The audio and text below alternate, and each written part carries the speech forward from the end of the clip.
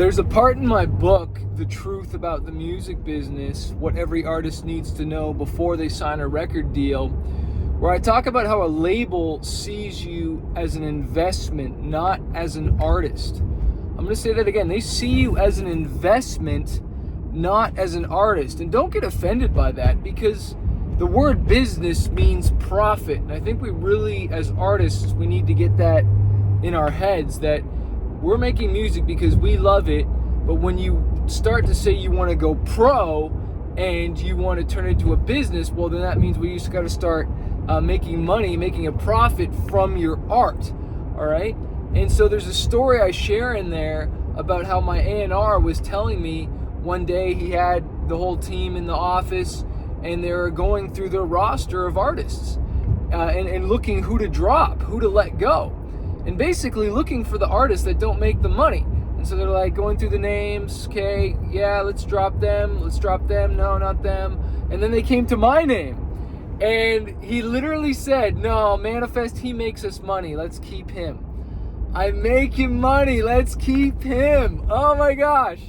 So, and I'm glad I made him money, right? Like, dude, I didn't want to get dropped at the time because I wanted them to promote me at radio and do any little thing that they were doing. I share some of the different things they did. They sponsored some festivals. They got me distribution. They got me out there. I'm very thankful. But you need to understand, like, the reason why I was so profitable is because he didn't invest anything in me at the beginning. Like, they invested resources, marketing, and that's worth something, but there was no advance, right? So I recouped immediately off of record one, and so I was profitable, like, right away.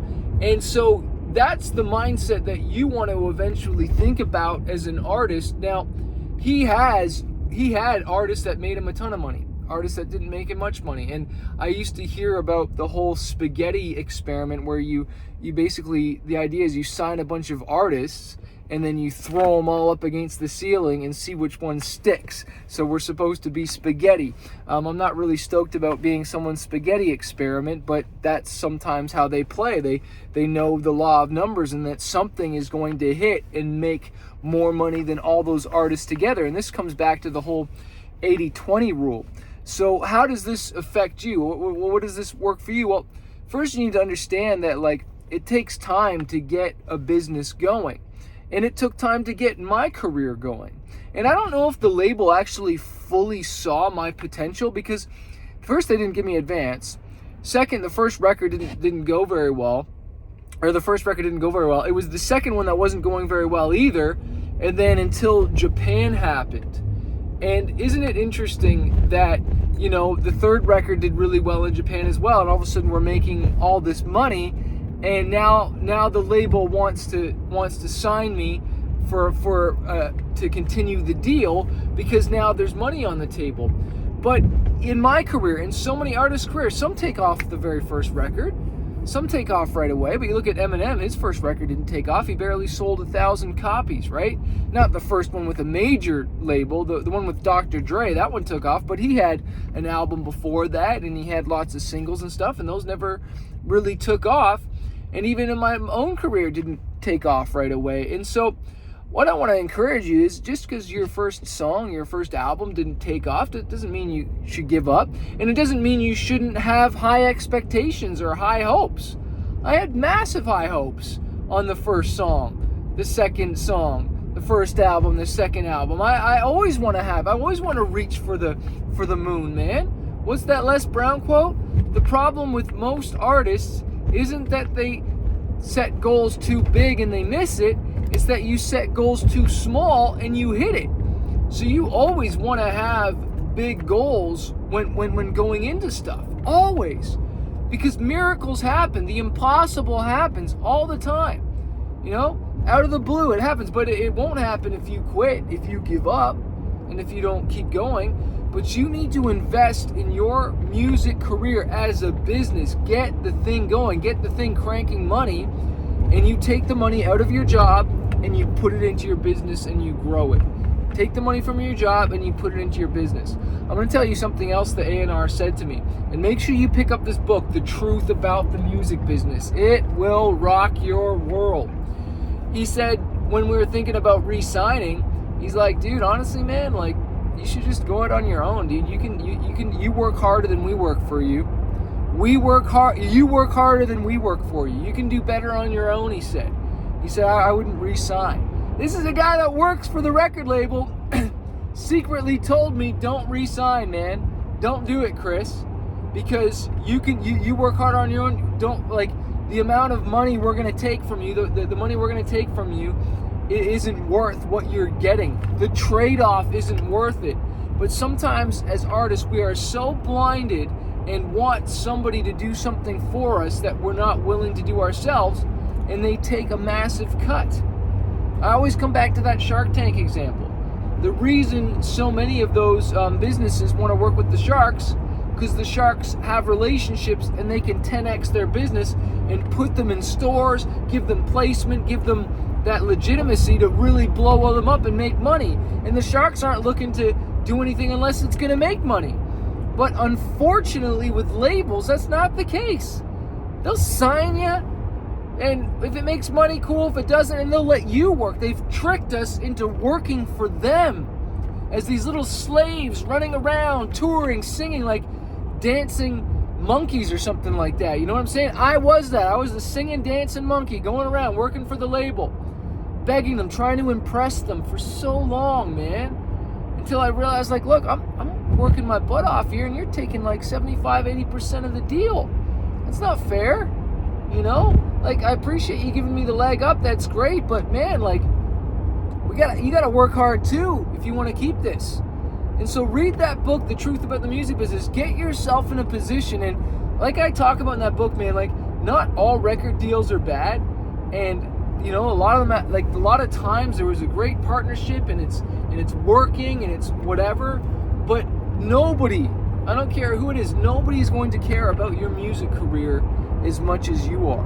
No one's going to put in the sleepless nights, the money, the time, the effort, the tears, the rejection, the pain. You know, you're going to be here 10 years from now. The label might not be here.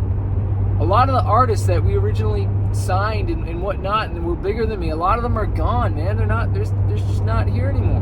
And because they didn't learn the business. They didn't learn the business, how to operate a business. You are a record label. Like, even if you sign with the record label, you need to treat yourself, your music, like your own label still, because you're the one who's going to be there years from now. You've got to maintain control. That's one of the first laws of success, is to maintain control. Sure, you delegate stuff, you get a team. Like I said, look, if your dream doesn't require a team, you're not thinking big enough. I want to say that again. If your dream does not require a team, you're not thinking big enough. But that doesn't mean it has to be a record label right now. You can hire your own team to help grow this thing and to help get it out there, right? So don't just go signing the first thing that comes in front of you.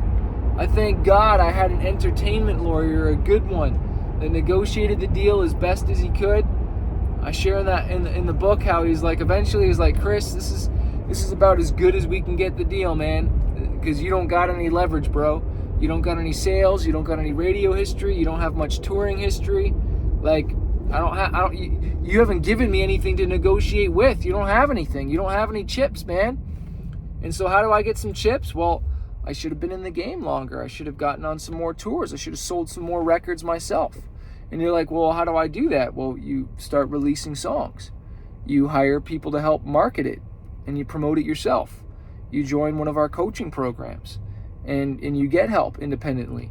You know, you're afraid to spend $1,000, a few $1,000s on a coaching program, and yet you want to give tens and tens of thousands of dollars to a label. That's what I've given to them. That's the cost of ignorance. That's the cost of not knowing, is tens and tens and tens of thousands of dollars. Ignorance is not bliss. Ignorance is like 50 grand. And from rushing into things and not being patient and doing it the right way. Work hard, work smart, but you don't want to rush into a bad deal. There's another chapter in the book where I talk about how signing a record deal is like a marriage, man. Once you sign it and it's bad, it's difficult to get out of it. And, you know, And anyone who knows who's gone through divorce, it's painful. You lose half of your income, whether you're the guy or the girl. I know a woman who, she was the one who was crushing with the business, and this real shady dude freaking cheats on her, and he wasn't even really the one making the business go, and he took half of it, or tried to take half. I don't know what happened or whatnot, but it happens both ways, and the pain of that. Well, what do you think happens in a record label, man? It's a long-term relationship in most cases, and then it's a partnership, and to try and get out of that, it's very difficult. It costs you a lot of money to break a contract, something like that, and you want to go and rush into something when you don't really know them. So one of the things I say in the book is, why don't you do a single first? Do a couple singles. That's what we call dating.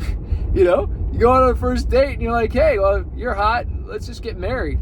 I don't know you, I definitely don't know your family. Oh, dang, you're married to a crazy family, you got all these crazy issues, oh, you got all this debt, you don't know how to manage your money, you're a nutcase. Like, I'll never forget, I don't know who it was, maybe a pastor or someone like that said to me, you always make sure you date someone at least 12 months so you can see them through all their seasons. Not just seasons like summer, winter, fall, spring, all that stuff, but the seasons of their life, the ups and the downs, and how they handle it, right? Well, this is the same thing with the label, man. You got to know how they're going to handle things. We re-signed with the label at one point when they were like selling off their catalog and making a very big pivot internally that caused the label not to have as much focus and energy because they got other things going on. The guy was thinking about a much bigger picture thing and not focused on my record. So that's why I ended up pumping thousands of dollars into my marketing, even though I was signed and not even getting 100% of the record. That's how much I believed in my career. Now, I wouldn't do that again. I'd make sure I put the money into something where I'm going to get 100%, not just 20 or 30%. But that's called stupid. And that's why I call my business Smart Music Business, because I'm not being stupid anymore. I'm not going to make dumb decisions. And I don't want you to either. Make sure you pick up that book, The Truth About the Music Business. If you need help launching your next single with your art and your branding and all that stuff so that it can be launched, make sure you go to visioncityart.com where you can get a package. You get someone who knows design, and you got all those assets you need to launch a song and a single properly. All right? Like, you don't just whip it out there. You want to plan it, and you want to have all the assets to promote it properly. Well, that's what we do over at visioncityart.com to make sure that you're not just whipping out the song, but you've got a plan for it.